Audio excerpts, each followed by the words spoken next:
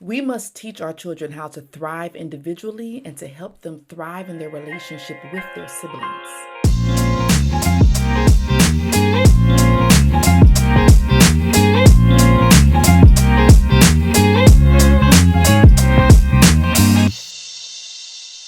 Welcome today to Pursue Her, a podcast where we explore real life issues through the lens of faith and personal growth. Today we are talking about sibling rivalry. Whew, make it stop, right? For those who have more than one child, it's a whole different type of dynamics. I'm a mother of 4 boys. If this is one of your first videos that you've ever watched of mine, so I'm a mother of 4, 19, 15, 12, and 10. My oldest one is in the Navy, so he's out of the house most recently, but we've had to navigate this for a while. But I have been very intentional in nurturing their relationship with each other. It's not something that I just feel like, oh, it's just over time, they'll get better. No, I'm very intentional to make sure that they have a relationship with one another. And I know I'm like that because my mom was like that with my siblings and I. My mother modeled this to a T. We didn't argue. I don't argue with my siblings now. I don't know what it means to not talk to my sister or my brother, or we got beef, or we not getting along. Like, yeah, I think there's been moments where we had minor disagreements, but it was cultivated in our home that we worked together, that we loved each other, like we were each other's friends, and it was not a forced relationship. It is what the expectation was for our home. Many times I hear people say, it's just, boys are going to do this, and, that's just what happens with kids. It doesn't have to. You can accept that, but it doesn't have to be like that. It wasn't like that in my household growing up, and it's not like that in my household with my boys. I don't allow fighting. There's no fighting. There's no way in the world that you're going to fight each other like a physical fight. Now, we have the times like when somebody hits each other, right? Boys playing around. The rules are you can hit on the arm or the leg. And what I mean by that is, like, say if they're doing something, somebody walk up and hit you. Yeah, you can hit them back, but only the arm or the leg. You're not going to cause bodily harm or injury to your sibling. And then we're going to figure out, how do we figure this out? Like, we don't hit, we don't do all that stuff, because that's not love, right? But guess what? You can nurture that with your siblings. You can nurture that with them working well together. You just got to believe that it's possible. Now, believe it or not, a lot of children want their parents to help out when they aren't getting along with their siblings. As an educator and what I do, I speak with kids on a daily basis about their issues and their concerns. And there's so many children that have come to me about how they don't get along with their siblings, but they want to have a better relationship with their sibling, but the parent doesn't force it. The parent doesn't make them come together and sit, or make them come together to talk, or make them come together to, for real, conflict resolution. Now, again, everybody isn't taught conflict resolution or how to work through these type of issues, but it definitely is possible. And your children want you to be that mediator. They want you to be. If your children hate each other, because I've also heard some kids who they flat out hate their siblings, like they do not like them at all. There's jealousy there, there's envy there, there's all these different things. They just don't get along. They don't talk, they don't play together, they don't do anything. That's cultivated from home. And it doesn't have to be that way. Maybe you grew up with that. Maybe you aren't close with your siblings, but you can stop that dissonance now with your kids, so your children don't have to experience that. Okay, so today I'm going to give you 5 strategies grounded in both biblical principles and practical wisdom to help our children get along harmoniously. All right, now the foundation of sibling harmony begins with love and forgiveness, as it is exemplified in the Bible, right? Encourage your children to love one another deeply, just as Jesus loved us. Teach them the power of forgiveness as God forgives us. That's the biggest thing. One of your children could do something to the other and they hold on to these grudges. Those are teachable moments. Yeah, allow them to be mad. They got a reason to be mad if a sibling breaks something, or if they take something that is there. We're not telling them that, no, you can't get mad, or no, you can't have these feelings and when someone hurts you or breaks your trust. But how do we learn to forgive? Working with your children, being able to work with each other, is just as comparable as what they're going to have to deal with when they're in the real world and they have to work with people at work, where they're going to have to learn how to forgive. There is so much that is taught in our home life, right? As in our family, these relationships, and we're learning all these skills at home. And what we do as home is ultimately what we're going to emulate with the relationships with people outside of our family. So we got to use all of these teachable moments that God has provided us in our home, and we have to teach them to our children. Even if you don't know them, you can still figure out ways. But teach your children how to forgive each other, right? Teach them how to forgive each other. If this is a Christian home, this is where you, again, tie this in with how God forgives us. You ain't got to go all deep. It doesn't have to be a full Bible study, right? But these are just certain dialogue and things that should be happening within your household that begin to resonate and live within your children. Okay? Number 2, teach your children to embrace the strengths and areas of improvements within each other. I have taught my children how that it's okay to be different. I expect them to be different. I don't allow them to do the same thing as the other, but I also make it a big deal about the awesomeness of who they are individually. Each of my children hear me say that. We're not doing if everybody has their own hobby, they got their own skill set. God created you each for your own individual thing. If one person gets money from somebody, that doesn't mean you get jealous. No, everybody's got their own time. They hear that from me on a regular. If they start to get mad at somebody else, no. No, this is his thing. If this one kid hobby is artwork, yeah, I spend money on the Posca markers. If this other one, my youngest one, loves chess club, okay, I'm going to invest in the things he wants for chess club. My second oldest loves drumming. Am I going to invest in drumsticks and invest in band? Yes, because that's his theme. My oldest one was real big in football, so we're going to invest with you going to different teams, right? Pointing those things out to each other and teaching each other to embrace it. Some are stronger in schoolwork than the others. That's okay. This one has academic strength, right? This one has athletic strength. You all don't have it, but that is something that I have to emulate so they can hear.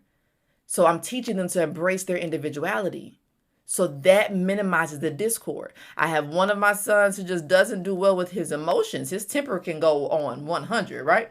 They call him like savage, right? His rage just takes over. Okay, so if we know that's the issue for him, why should you trigger him? What are his triggers? Like, I teach that with my sons. You know this is his trigger. Like, they do it on purpose when they're just being aggravated, but you know this is his trigger. It's our job as a family to work together to help each other. If you know you got one brother who doesn't like to be looked at, yeah, they have their moments when they do it to stare at them. But no, home is peaceful. This is the one place, no matter what happens in the world, what you deal with at school, with your peers, when you look girlfriends, relationships, teachers, whatever the case it is, when you come home, it has to be peaceful. So that is something, that is why I stress this as much as I do. How we defend one another, how we're there for one another. That is taught. My husband teaches it too to the boys. Okay, so if they hear that coming out of you, you embracing their individuality, you embracing their strengths and weaknesses and helping them to support each other, that would allow them to grow closer together. There is no favorite. I think all my kids, I think they all think that one of the others is a favorite. I have no idea how that works, because I know they always will send the younger one in the room to ask for something, because they'll say, oh, Dylan's your favorite, whatever. But we have, and I talk to them about that too. No, there's no favoritism. I love each and every one of you. We have a different type of relationship with each one of my children. Each one of them, we have a different type of relationship, and it's amazing. They each bring a value to me that the other doesn't. It's just, I don't know. I just love God, how he gave me these little boys. But again, teach your children to embrace their strengths and the areas of improvements from each other. Okay. Number 3, promote communication and understanding. Communication is key to resolving conflict and building strong relationships. Encourage your children to express how they feel openly and to listen empathetically to one another. All right. You have to mirror this. This is very similar with our relationship with God. If we're, as parents, as daughters of God, as faith-based parents, right, believing in God and the biblical principles, these are things we had to teach. I've had times where my children have gotten to it and I made them go in a room together. Y'all gonna talk. Yeah, we're gonna talk this out. How did it make you feel? Because I'm also, as a mom of 4 boys, I'd want my children to be able to communicate, because you're gonna be somebody's husband one day. So you got to learn how to communicate effectively in this house. How do you communicate when your emotions are high? How do you know when to walk away? How do you know how to de-escalate a situation? I do say that. Did you de-escalate the situation or did you escalate it? These are the strategies that we teach at home. And then it makes it so much easier when they go into the real world and they're able to emulate these things, and they do it just naturally because it starts at home. Have your children talk to each other. At first, they're not gonna know what to do. I think one time I did it, I made them go in a room and it was just quiet. I think like 20 minutes. And then I was like, they don't even know what to do. So I had to model it. I had to show them, hey, this is what this looks like. And started asking questions where they can begin to do it on their own now. Right? Talk it through, come up with a problem, a solution, because you're problem solvers. That's one thing I say all the time too. All y'all are problem solvers. So what's the solution? Everything is solution focused. How do we move forward? All right. So promote communication. Number 4, create opportunities for your children to work together. This is a big thing. And this is something I even recently implemented. It was something I call brotherly time. So brotherly time is once a week. There's no phones. There's no devices. They have to come and work together. It's on the family calendar, and they have to decide what the activity is. It's all problem solving, working together, collaboration, because they all have different likes and interests. But they have to, whatever they do, they have to do it together with no interruptions. And it has been amazing. They got to learn to work together. They got to realize the importance of the relationship of their sibling. Right? That matters. Yeah, they may not be best friends, but they're going to know at the end of the day, I can count on my brother. I really think about this because I guess as you get older, right, and you see people who have to take care of their parents, say when their parents are getting sickly, and they have to work with their siblings when it comes to decisions for finances or taking care of their parents. And a lot of adults have no idea how to work together to take care of their parents, because they're so used to living their own separate lives. They've been used to doing their own thing for all these years. And now when it's time to come together, they have absolutely no idea how to do it because it was never taught or modeled at any point. That when I started to notice it as I get older, I was like, I got to have them work together. I would literally give them different projects to do, like, hey, y'all got to work together. You know who's the better speaker. You know who's the better note taker. You know who's the better person that can listen. And then they learn their strengths and weaknesses, and they'll assign different tasks to each person. You got to finish whatever project or whatever thing I came up with. I need them to learn it while they're in the house together, because I can't guarantee that when they get out on their own and they're living in different parts of the world, that all of a sudden it's going to happen. It's not going to all of a sudden just happen. We've got to teach it. We've got to teach our children that.